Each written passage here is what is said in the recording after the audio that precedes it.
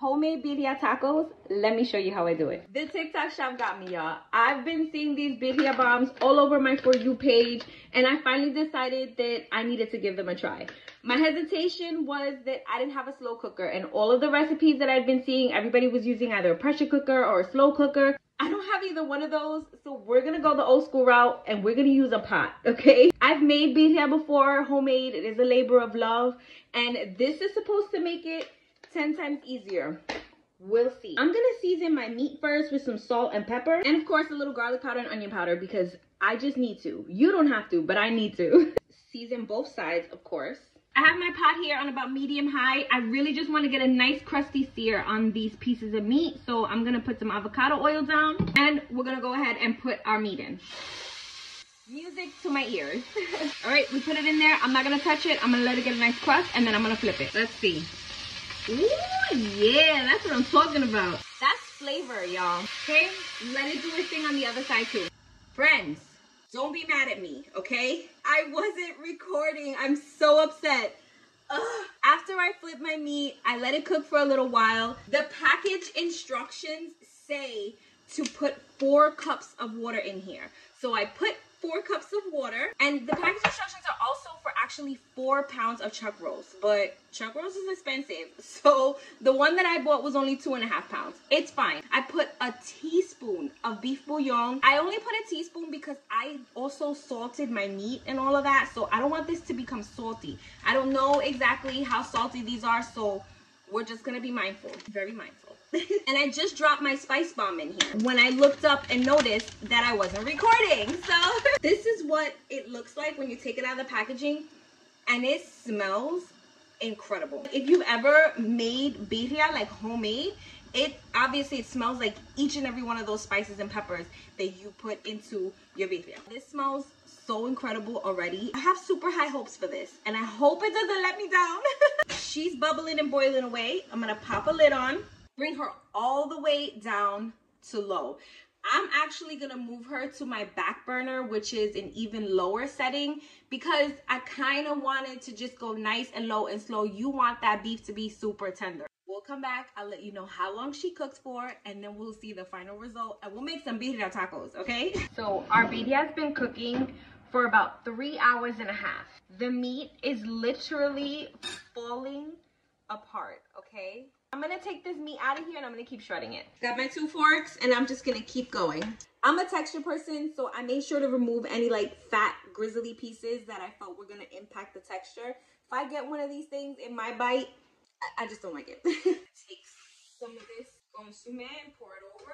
As I was pulling it apart, I did not taste it because I wanted to taste it the first time with you. So let's go.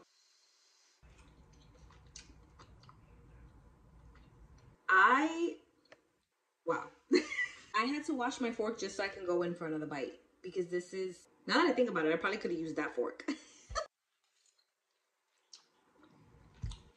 Wow. I'm so glad I have another one. All right, it's time to make some tacos.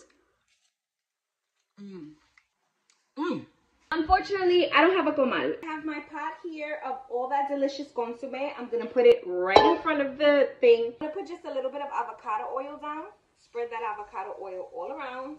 I really want to show you guys, so let me show you real quick, okay? I'm gonna dip this in here and cover this tortilla in that consomme and lay her down.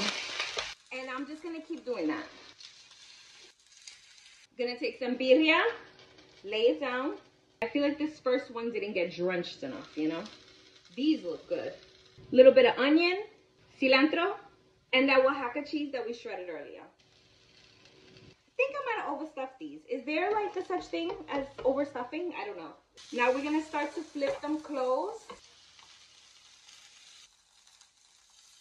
All of that filling is dripping out, but that's okay. A little bit of that mixture over the top of this. These look incredible already, let me tell you. Flip and flip and flip. Okay, I'm gonna take this first round out. There they go, and I'm just gonna keep making them. Some onion on a few, because I like the onions. Cilantro and cheese. This time I'm gonna put the consomme on the inside and try to close them up. This is just, you know, if I go to a place to get birria tacos, I would hope that this is how they fill them. They never do though, do they? All right, I'm gonna keep making tacos and we'll be back when it's time to taste. And my birria tacos are done. Look at how delicious those look. Of course, you have to have the consomme on the side with some onions and some cilantro. I squeezed a little bit of lime in there too. And you already know, I ain't got no shame in my paper plate game, okay? Here we go. Oh my goodness.